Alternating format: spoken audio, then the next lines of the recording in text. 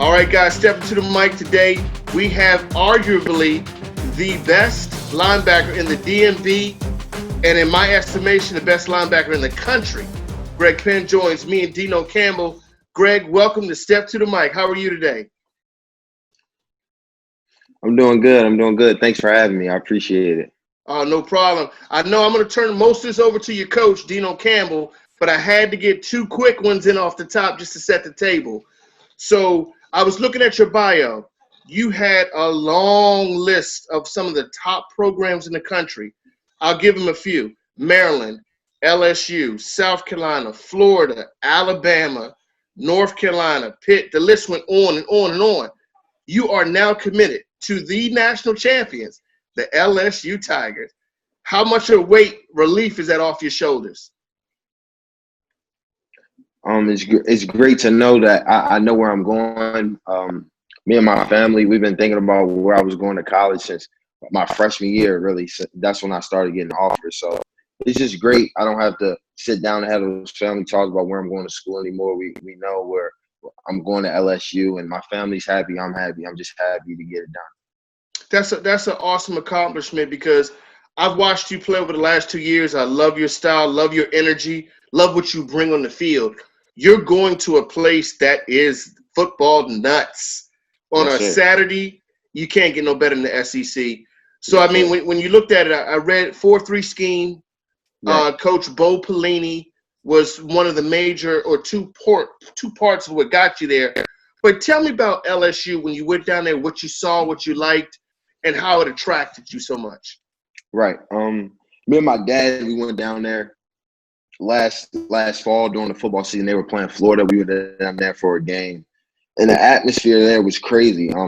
Florida, that's a rivalry game for them. It was actually homecoming weekend, so that tells you right there that it was crazy down there. All the fraternities, the sororities were out partying, things like that. So the atmosphere was really amazing. It really opened my eyes. I got to sit down with Coach O and talk to him that Sunday after the game, that Sunday morning. So I mean, that visit really, I knew that I wanted to be a part of something like that.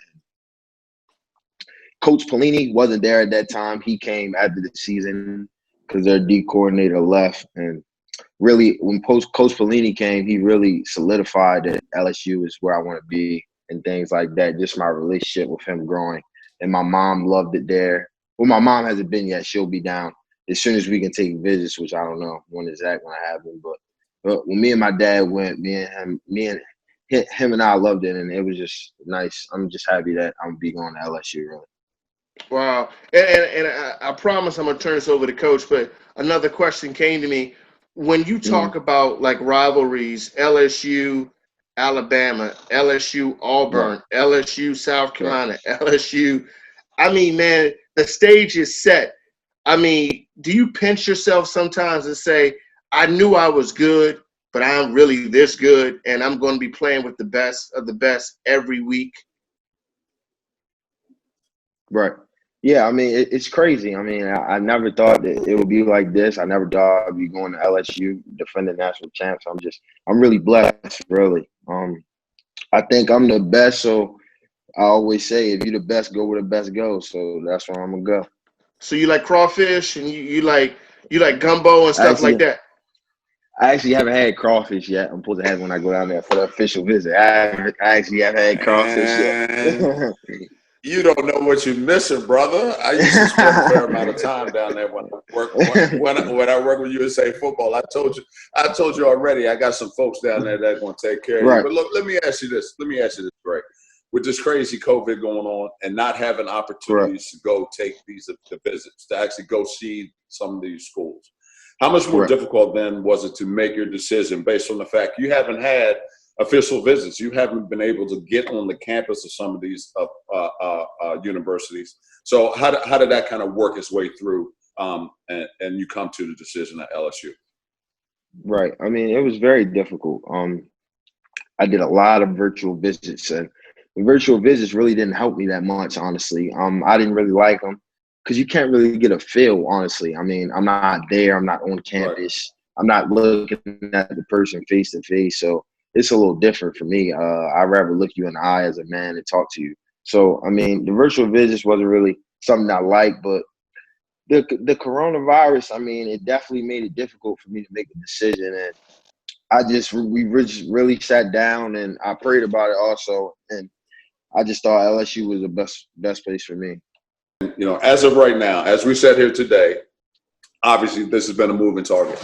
We've tried to get as much information as we possibly can to you and your family, etc. But as of right now, we're looking at doing something starting in February. That's the latest word I got.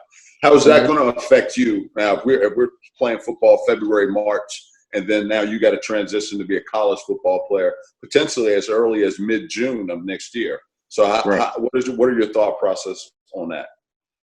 I don't really know what to think. February is pretty far from here. We're in August, about to be in August real soon. So I mean, it's I don't really know what to think. I'm be a captain this year for my team, so I really want to win. It's going to be my senior year, so I'm definitely going to try to play in February. I don't know what I haven't talked to my family or anything like that, but the plan is to play. I mean, I don't have any question about that, but whenever it's time to play and put the shoulder pads on and have practice, I'll be there. And Deno, let me jump in because Greg, that's Deno's setup question is what I wanted to go with as well. It's hard for an athlete of your caliber not to want to play, but it is the smart move maybe to sit down with your family, sit down with Coach O, sit down with Coach McGregor, and say in February maybe it's not good for me to play, and then just be with your team. Because I know what you're saying about the ring, the championship. It's your senior season. But the next in 3 months you'll be in Louisiana. You're correct. That's going to be difficult for you, isn't it? Yeah, for sure. We're definitely. I know for sure. I'm definitely going to have a talk with Coach O about that and Coach Bellini and my family. I know that's coming, and my family knows it's coming. So we'll see what happens. You talked to Deno and I before we got started. Coach, sorry to cut you off. That you're such a good athlete that your second sport or your 1B sport is actually on the hardwood. So that makes you a great athlete that you can transition from sport to sport. How does being an athlete that has the range of motion, the speed, help you with the game of football? Because like you said, you can't get the physical contact. Are you doing a lot more film study? Are you watching? Are you learning? So when, like Coach Deno said, you get out there, it's ready, we go. Yeah. So during the virtual visits, I was watching a lot of film with college coaches, looking at NFL linebackers and things like that, looking at how I can look at the game different ways. Just how, they were talking about like saving your body, taking hits you don't have to take and things like that. But I mean, I watch a good amount of film. It's something I always try to work on. The past year, I really started watching film a lot more. Because my freshman and sophomore year, I didn't think I was a great guy in the film room. I didn't think my attention to detail was as good as it should have been. And I think this past year, my junior year, I think I stepped it up a little bit in the film room and things like that. But it's always room to get better and things like that. But yeah, definitely with agility and all that. I think I'm really good at the position I am, and I think that's what separates me, the way I move and things like that at the linebacker position. Well, let me ask you this. Based on the film study and based on what you've looked at over the last couple of months, where do you think are some of the areas where you need to kind of polish up in your game? Some of the things you saw on film, you're like, you know what, I need to get better at this. Right. I would probably say pass coverage and getting off blocks faster. I think reading my keys is always something you can get better at. I think I do a pretty good job getting sideline to sideline. I just think getting off box faster, and knowing where the ball is going before it even goes there, things like that. Just play recognition. Really, I try to get better all facets of the game. I don't try to pick at one thing. I want to get better in every way. All right, so based on Bo Pelini now being a defensive coordinator, how do you think you're going to fit into that scheme, that being a 4-3 scheme? This year, our high school team, our base is going to be a 4-2-5, similar, but not the same. Similar to a 4-3, There's going to be more opportunities, at LSU. I'm sure you're going to be in a lot of nickel stuff anyway. So there's going to be two linebackers on the field with a fifth DB. How do you kind of fit into that scheme there? Right. They say a bunch of stuff like I was actually, it's funny you mentioned that. I was actually talking to Coach O yesterday afternoon, and he was just talking about how they literally just put in a bunch of new blitzes yesterday for the linebackers. Mm-hmm. And he was saying how it fits me great because in my film, it's a lot of me blitzing. And that's something that I think I'm very good at, the blitzing part. And that's what they see me as, a blitzer. And on third down, they like me to come off the edge and try to rush off the edge and things like that. So they really see me as a blitzer, first and second down, just playing the linebacker position, and third down trying to blitz off the edge and things like that, creating havoc. Mm-hmm. So have you talked to them about playing early, or what is the scenario there? Is this a situation where you go down and earn a spot, or how does that work at LSU? Yeah, I mean, we haven't gone in depth about it, but they have a senior linebacker now, so 2 senior linebackers actually. So there's supposed to be 2 slots open when I get down there. But I mean, I'm always ready to compete. Being at the DeMatha, we compete every day. I mean, that's all. I'm built to compete. So I mean, I'm not scared of competition. I know where I'm going. I'm going to LSU, so I'm ready to compete. And Greg, that's a key point because, like you said, DeMatha with its history, DeMatha with its preparation, its pedigree. You come from a very good background of football people.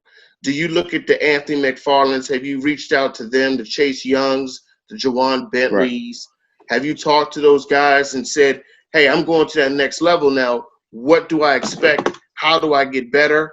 And does that give you that extra little chip on your shoulder saying, hey, I'm representing the DMV. I'm representing a class of guys that have done well in college. Does that motivate you, Greg? Of course it motivates me. I got to have us guys from the DMV, we have a chip on our shoulder wherever we go. I mean, we got to represent correctly. And those guys like Chase and Anthony and Jawan, like you mentioned, those DeMatha guys, they represented when they were in college. So, I mean, I'm just following in their footsteps. Like the guys like Nick Cross, I'm following them. DeMarco Helms at Alabama. So I'm just following all those guys. So big shoes to fill, but I'm ready to fill them. Okay. So, and tell me this, and we're not going to keep you for much longer, but have you, Greg, goals that you set for yourself? I know right now you're on the bucket list for the high school linebacker award. You would want to win a WCAC championship. Have you set goals like, I want to do this in high school, this in college? And, of course, do you have aspirations of that next level of the NFL? Correct. Everyone has goals. I mean, my goals are to win. I want to win the buckets in high school, and I want to win it in college, and I want to be a first-round draft pick in the NFL. I mean, that's my goals. I mean, I want to be able to take care of my family, have my family not have to worry about anything. So, I mean, those are my goals. Everyone has their goals.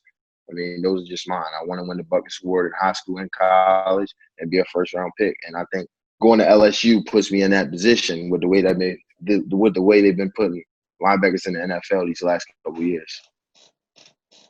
Good point. And you know, I was talking to Brian Mitchell about that culture down there, and I love your personality. I love your confidence. They're gonna eat you up. I mean, as long as you know the fight song and know that Mike, the Tiger's gonna come through and get that thing going, they're gonna eat you up, bro. And I mean, the sky's the limit for you. So again, and I know Deno may have a couple more questions, but you keep doing what you're doing because you are turning heads and taking names. And that's awesome. That's really awesome. Yes, sir. I appreciate it. Thanks for having me.